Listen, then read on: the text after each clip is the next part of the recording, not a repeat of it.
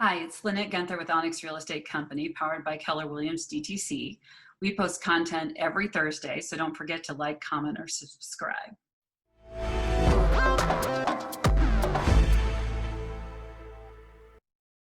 Today, we're going to talk about how to get your home ready to sell. We are including a free home staging guide in the About section of this video for you to download. The question I'm asked most by my clients is, how do I actually get my home ready for the market? So that's what we're going to talk about today. What steps you can take now so 6 months or 12 months down the road, when you're ready to sell your home, you can sell it for top dollar in the shortest amount of time. The first thing we're going to talk about is deferred maintenance. Deferred maintenance is any small maintenance issues that you're aware of with your home that you've been putting off. These are things like holes in the drywall, caulk around the bathtub, the gutters that are clogged, any of those little maintenance things you've been putting off that you really don't notice anymore. None of us do. And then take care of those things now. They may be insignificant to you, but buyers are going to notice. When a buyer walks your property, they're saying, I have to take care of that and that and that, and I need to take care of that. And then they start getting overwhelmed, and the entire perception of the house really changes quickly. It's almost like a light switch. I can see it happen for people. So to take care of those things is really important. So even if it's a small thing that you need to hire a contractor for, when a buyer's walking through the property and trying to work out the math in their head, even though it may only cost you about $100 to get it done, in a buyer's mind, they always overestimate the cost of the repair. In their mind, it's double or triple what it actually costs to get it done. Next, I want you to start decluttering your home.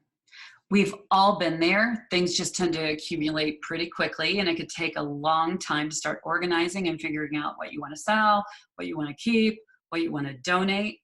So when I walk through a home with a buyer and the home is cluttered versus decluttered, the cluttered home, even if it's the exact same home, will feel much smaller.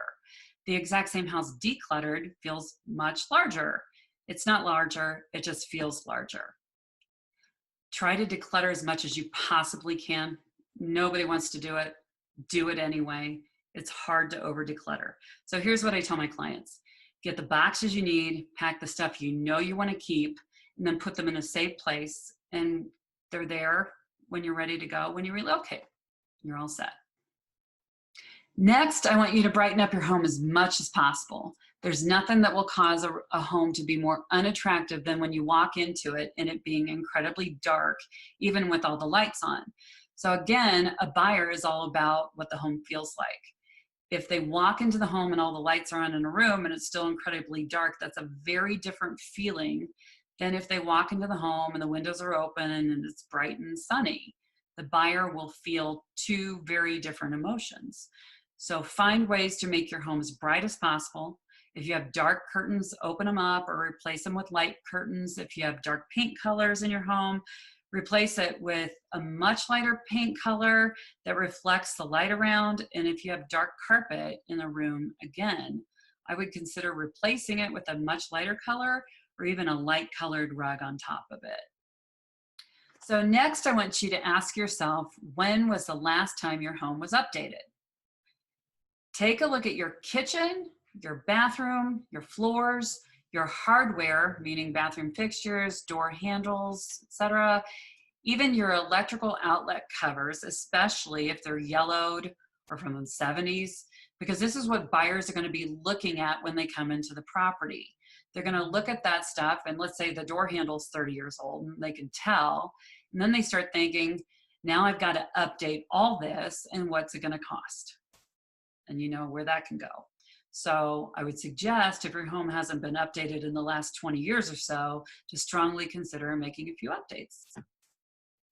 So the next thing we're going to talk about is your curb appeal. When we put your professional images online, the first thing buyers typically see is the front of your house, which brings us to a psychological concept called confirmation bias. So what is confirmation bias? Confirmation bias is when we first see a person or a house or anything really, and what we do is we make a snap judgment or a decision right then and there based on our first impression. So what happens is later on, we're more likely to accept facts that confirm our initial impression rather than accept facts that disagree with it. So how this plays out in real estate is if clients walk up to your house and say, what a beautiful, well-maintained home. It's just beautiful outside. Once they walk in, they're more likely to look for the facts that confirm that the house is beautiful and well-maintained than not, and vice versa. If they walk up to your house and then the first impression is, wow, look at this, it's overgrown, it's ugly, there's a lot of maintenance to do, it needs paint, all those things. Once they walk in, they will find everything inside to reaffirm their initial perception of the property, if I can get them to walk in. So this happens with every buyer that I show property to. Not just some, every single one. So this is why focusing on your curb appeal is really important. You don't have to do anything really over the top. You just need to focus on your landscaping, check to see what's overgrown, make sure the lawn's mowed, your bushes are trimmed, fill in some mulch, check the rocks, do some pressure washer to clean it up, make sure your front doormat isn't all tattered or 30 years old, put a few flowers depending on the season. Try to do whatever possible. Anything you can do to make that initial impression of your home as pleasant as possible is curb appeal. So the next step is the hardest one for many of my clients. I want you to personalize your home. So when a buyer walks into your property, they need to be able to envision themselves living there. They need to be able to envision their TV, their couch, their family, and their friends. When they come in and see all these photos of the current family that's living in the property, it absolutely destroys that illusion in their mind. Even I'll admit, it can be a little awkward walking through a stranger's home when they have all their furniture. Then you start seeing their family photos, their awards or recognition, and all of their personal things in the home. At that point, we all kind of feel like we're invading someone else's personal space. So you don't want to portray that feeling to a potential buyer. They actually won't think to consider the house, and they're not even sure why. So I know it's hard, but I want you to take down all the photos in your house of your family, your partner, your kids, your grandkids, and I want you to very delicately box those up, put them safely away in a closet for just a few months until you move. This way, you're making your home welcoming to the largest pool of buyers possible. So the last thing to do is to contact your real estate agent as early as possible, even if you don't think you're ready to list.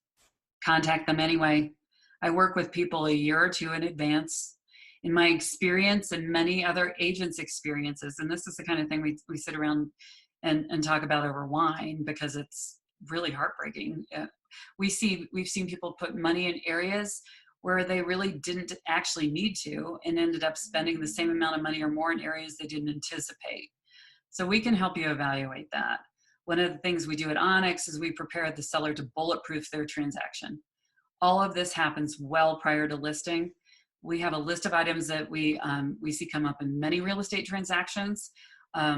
We can handle it with you without spending a dime if it's handled prior to listing. So those are the things to consider.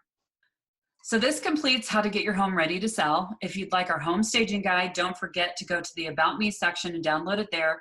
Also, don't forget to like, comment, and subscribe to our channel. We post videos every Thursday. We'd love to hear from you.